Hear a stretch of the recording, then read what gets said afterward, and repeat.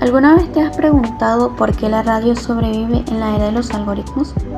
Soy Ángeles y hoy vamos a desarmar la historia de las ondas hertzianas. Reconoceremos los principios básicos del medio: la voz, la música, los efectos y el silencio. Viajaremos desde los laboratorios de Estados Unidos hasta las azoteas de Buenos Aires y las vibrantes cabinas de Caracas. No solo daremos fecha, hoy entenderemos cómo la radio se convirtió en el primer sistema de conexión global. Sube el volumen. Estados Unidos no solo le dio un cable a la radio, le dio un modelo de negocio y una estructura técnica. Todo explota en 1920 con la KDKA de Pittsburgh, la guerra de las frecuencias. En 1927 nace la Federal Radio Commission. Es fundamental entender esto. El aire era un caos y el Estado tuvo que intervenir para organizar el espectro. Aquí nace el concepto de concesión radial, un principio legal que hoy rige en todo el mundo. El poder de la sujeción. El 30 de octubre de 1938, Orson Welles demostró que la radio no solo informa, sino que crea mundos. Con la narración de La Guerra de los Mundos, utilizó el principio de la verosimilitud. Al imitar un noticiero real, el oyente no cuestionó la verdad. Fue el primer gran estudio de efectos poderosos en la comunicación de masa. Hito político. El presidente Roosevelt y sus fireside chat, él entendió la intimidad de la radio. No gritaba en un podio, hablaba como un invitado en tu sala. Así la radio pasó de ser un objeto técnico a ser un miembro más de la familia. Cruzamos el mapa. En Sudamérica, la radio fue romance, pero también fue la única escuela de los olvidados. Los locos de la azotea. El 27 de agosto de 1920 en Argentina, Enrique Susín y sus amigos transmitieron Parsifal. Lo interesante aquí es el ingenio técnico. Usaron un transmisor de 5 vatios traído de la Primera Guerra Mundial. Fue la chispa que encendió el continente. Radio Sudantesa. Aquí vemos la función social del medio. El padre José Joaquín Salcedo lanzó las escuelas radiofónicas en 1947. El resultado, 8 millones de campesinos alfabetizados.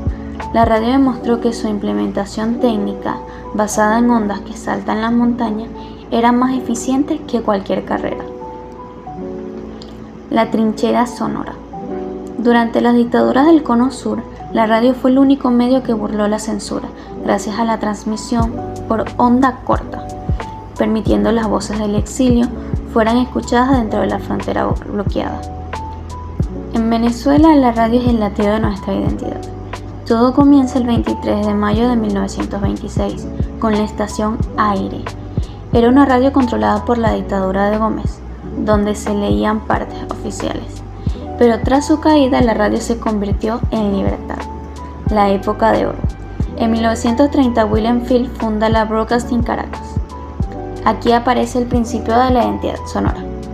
Se crearon los jingles y las orquestas en vivo, y el fenómeno de la radionovela.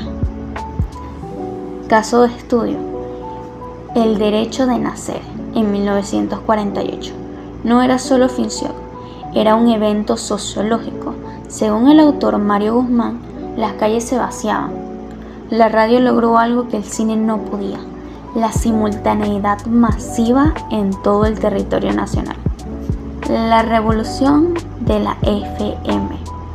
En 1975 llega la frecuencia modulada. Esto cambió la estética.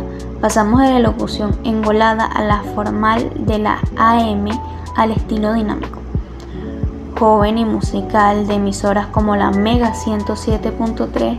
La radio dejó de ser informativa para ser una experiencia sensorial de alta fidelidad. Tras este recorrido, el análisis es claro. La radio no es un aparato, es un lenguaje. Los principios básicos de inmediatez, bajo costo y acompañamiento son los mismos que hoy sustentan el podcast. La radio en Estados Unidos nos enseñó que la industria, en Sudamérica la educación popular y en Venezuela la compañía incondicional. Hoy cuando escuchas este audio estás participando en la misma magia que hace 100 años unió al mundo.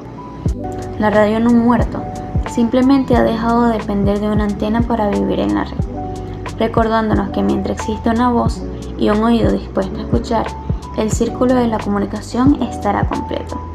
Soy Ángeles, agradeciendo su sintonía. Cerramos el micrófono, pero la historia sigue vibrando en el aire.